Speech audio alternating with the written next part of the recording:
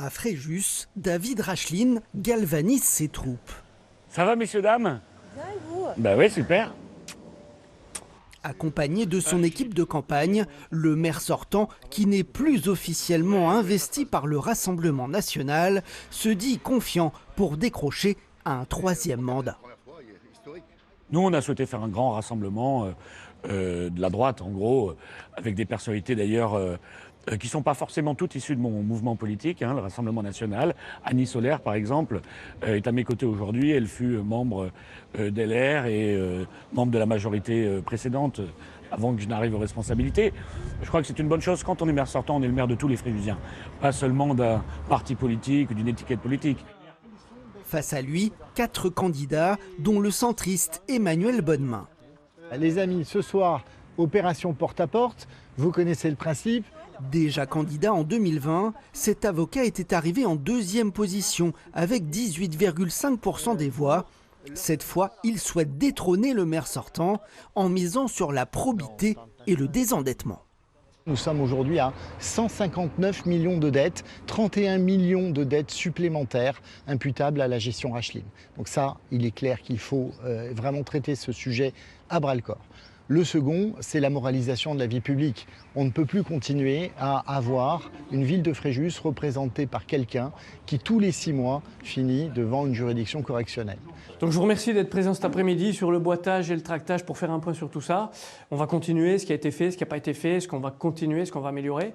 À droite, le parti Les Républicains a investi Martial Cerruti. Cet agent immobilier de 49 ans espère faire entendre sa voix en mettant en avant le développement économique de Fréjus. On a le développement du petit commerce, il faut le soutenir, il faut l'encourager parce qu'il souffre aujourd'hui. Il faut qu'on développe les start-up, les nouvelles entreprises, qu'on les fasse venir. On a sur la ZAC des Sables un super projet avec un pôle multimodal, la gare TGV, le palais des congrès, le palais des expos et tout ça au milieu d'un cœur de 30 hectares à peu près d'un parc. Donc un vrai beau projet pour amener un tourisme d'affaires à l'année, pour vivre à l'année. Économie, oui, mais aussi développement durable et cohésion sociale, c'est le leitmotiv de Paula Fassi. En fait, l'espace jeune, il va être donc sur ce côté-là. Pourquoi? Parce qu'on a une grande place pour faire une salle de danse à côté. Cette chef d'entreprise souhaite par exemple transformer l'immense hangar Caco de la base nature pour en faire un lieu d'accueil pour les jeunes notamment. L'espace jeune va être composé donc d'estrades pour le théâtre, d'estrades pour la musique, d'estrades pour se dépenser, une salle de danse, donc une salle de rencontre aussi, un espace jeu.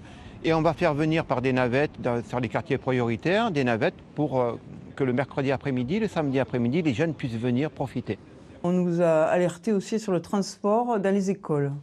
Christine Romano, elle, a réussi à faire l'union de la gauche. Elle sera la candidate unique pour le Parti communiste, le Parti socialiste, les écologistes et la France insoumise. Cette ancienne postière, syndicaliste à la CGT, souhaite s'attaquer en priorité au manque de logements sociaux.